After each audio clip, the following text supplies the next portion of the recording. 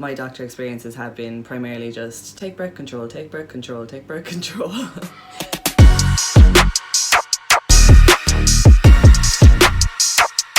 And just for anybody that might be curious why I don't take birth control, I have been prescribed it since I was about 14 for my acne, but I never wanted to take it because I was quite young.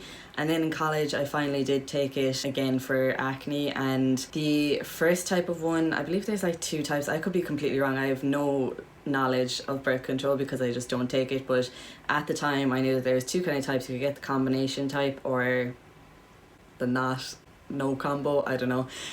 So I started with the no combo, we'll call it. I just got extremely bloated. I was carrying a lot of water weight on it and I was just not happy about that at all. I'd rather a bit of acne than feeling constantly bloated and just carrying this water weight. And so I went back to the doctor in college at the time and she was like, okay, we'll try a different one, put me on the combination pill, and I just got migraines instantly. I'd say in total birth control I've probably only ever been on it for 2 to 3 months of my life. It just didn't agree with me, and when I went back to the doctor again saying, look, that gave me migraines, she was like, okay, you just cannot take that one again because that's a pretty bad side effect of taking it, so would recommend you don't ever again.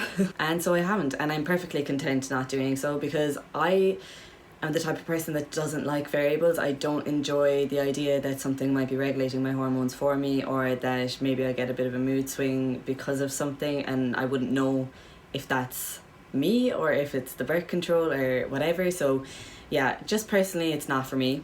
Okay, so because I brought up birth control, the next thing I want to get into is period talk. I apologise to the men watching this because it is very much a video for women, but you might have some women in your life that you'd like to share it with. Anyways, so I've only ever had extremely irregular periods, right? I, since 2017, have used this tracker on my phone called P Tracker, and it's just like flowers, so it's kind of nice and hidden on your phone if you don't want people to see it. Thankfully, I've been tracking it since 2017, so I have all this data now to look at, which is amazing, and I can share it with you guys. So I have it on my laptop here, just give me 2 seconds. As I've said, I've always had like extremely irregular periods. So to the extent that I've written down the range of my cycle, right? So I've written down all of the cycles since 2017. I took an average for each year, but to be honest, it's not really relevant because it doesn't show the spikes when you take an average. So instead I have the range, like the shortest cycle to the longest cycle I had in that year, as well as the fluctuation, like which is just taking the shortest from the longest. And in 2017 I ranged from having my period, like the cycle length being 17 days to 47 days was the longest. I'd get my period and then 2 weeks later I'd get it again, or I'd miss it for 2 months and get it on the 3rd month. It's just never been regular for me. And so the average cycle is about 28 days long, but it can be like anything between 21 and 45. So this was obviously outside of that 17 to 47.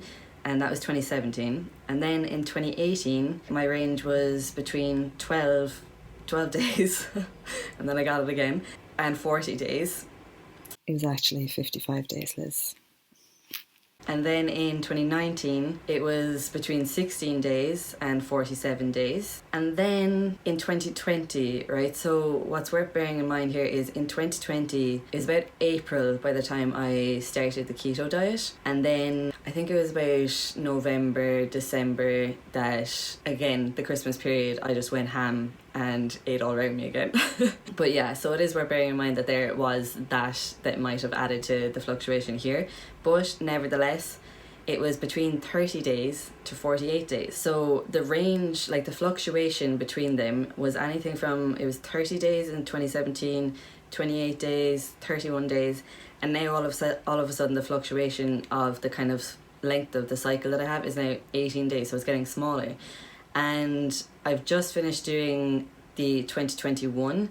My cycle length has been between 31 to 38 days. So that's a fluctuation of 7 days. So I get my period within like 7 days of the expected date, basically. And I can confirm absolutely nothing has changed about me other than my diet. Like, this is solely down to my diet. It is insane. Like, I never thought that this would be something that could improve by reducing or removing sugar from my life. Like, I didn't realize that it was even being impacted by that. I am extremely thankful that I found a way now that I can regulate my own hormones and regulate my period and my weight and everything down to my nutrition. So yeah.